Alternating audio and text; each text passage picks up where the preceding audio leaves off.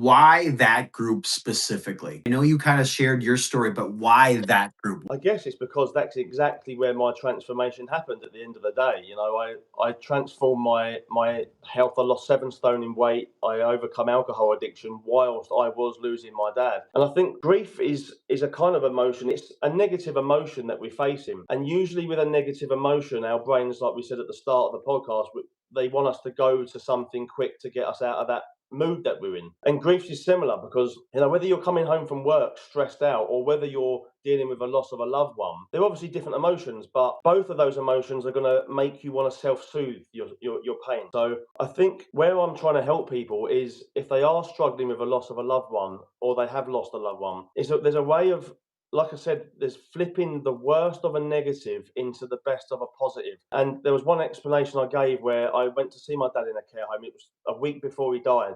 Didn't know that at the time, but he was very weak, starting to slur his words, and he couldn't really speak properly. And I remember leaving the care home, and as I drove home, I just cried my eyes out. And because this was now nearing 2 years of him deteriorating and of me studying self-improvement and self-help books and everything else. So now I had the knowledge and I knew how to apply it. And I just thought the only control I've got here is to go home, and I picked up my dumbbells and just smashed a strength training workout. And in my mind, it was because my dad's muscles were getting weaker, I wanted his son's muscles to be getting stronger.